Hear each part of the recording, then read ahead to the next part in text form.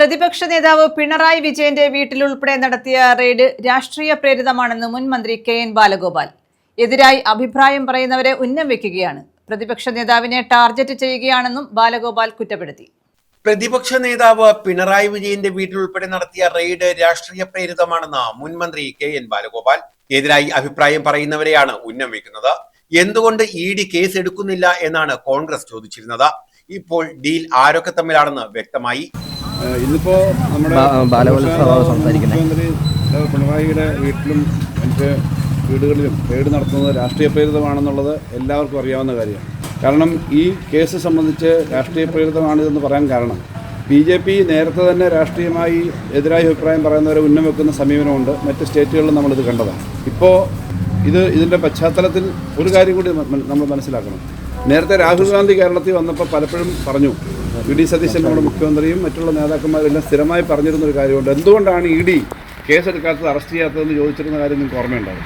അതേസമയത്ത് തന്നെ അവർ പറഞ്ഞിരുന്നൊരു കാര്യമുണ്ട്, കേരളത്തിലെ LDF ഈ കേന്ദ്രത്തിലെ BJPയുമായിട്ട് ഒരു ഡീലുണ്ടെന്നാണല്ലോ പറഞ്ഞുകൊണ്ടിരുന്നത്. അതാണല്ലോ വോട്ട് പിടിക്കാൻ വേണ്ടി ഉപയോഗിച്ചിരുന്നൊരു വലിയ ന്യായം.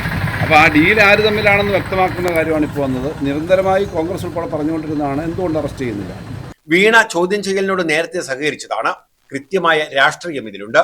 ഇങ്ങനെ ഒരു അന്തരീക്ഷം ഉണ്ടാക്കേണ്ട ആവശ്യമില്ലായിരുന്നു. പ്രതിപക്ഷ നേതാവിനെ ടാർഗറ്റ് ചെയ്യുകയാണ്. രാഹുൽ ഗാന്ധിയും വി.ഡി. സതീശനും എന്തുകൊണ്ട് ഇ.ഡി ഇടപെടൽ ഉണ്ടാകുന്നില്ല എന്ന് ചോദിച്ചുകൊണ്ടേയിരിക്കുന്നതായും കെ.എൻ. ബാലഗോപാൽ പറഞ്ഞു. എന്നിട്ട് ഇപ്പോൾ ഈ കാര്യം സംബന്ധിച്ച് ഇപ്പം ഇന്നലെ അന്വേഷണം നടക്കുന്ന സമയത്ത് ഇന്നലെ അവർ പറഞ്ഞല്ലോ, ഇന്നലെ കോടതിയിൽ നിന്ന് ഏതാ വിധി വന്നതെന്ന് ഞാൻ കരുതുന്നില്ല. കോടതിയിൽ ഏതോ സ്റ്റേ ഉണ്ടായിരുന്നത് മാറിയതൊക്കെ ആയിരിക്കും. കോടതി കിടക്കുന്നതാണ്, പലതവണ അന്വേഷിച്ചിട്ടും കാര്യങ്ങളില്ലാന്നൊക്കെ മനസ്സിലായ കാര്യമാണ്. എന്തായാലും കോൺഗ്രസ് പറഞ്ഞ 2-3 കാര്യങ്ങളാണ് ഇത്. കോൺഗ്രസ് നേരത്തെ പറഞ്ഞിരുന്നു, കോൺഗ്രസിൻ്റെ അഖിലേന്ത്യാ നേതാവ് രാഹുൽ ഗാന്ധിയും സംസ്ഥാനത്ത് ശ്രീ വി.ഡി. സതീശനും ഉൾപ്പെടെ ഇത് എന്തുകൊണ്ട് ഇ.ഡി കേസെടുക്കുന്നില്ല, കാര്യങ്ങൾ ചെയ്യുന്നില്ല എന്ന് ആവശ്യപ്പെട്ടു. ഇത് അവർ നിരന്തരമായി കേരളത്തിൽ ഡീലാണെന്ന് പറഞ്ഞിരുന്നു. ഇപ്പം മനസ്സിലായി ഡീൽ ആര് തമ്മിലാണെന്ന്. കേരളത്തിൽ 3 സീറ്റിൽ BJP ജയിച്ച അനുഭവമുണ്ട്. സീറ്റുകളിൽ പലയിടത്തും ഇടതുപക്ഷത്തിന് എതിരായിട്ട് BJP കോൺഗ്രസ് വോട്ട് ചെയ്ത അനുഭവമുണ്ട്. അപ്പോൾ ഈ 2 കാര്യങ്ങൾ കൂട്ടി കാണണം. News bureau, Ezhukone.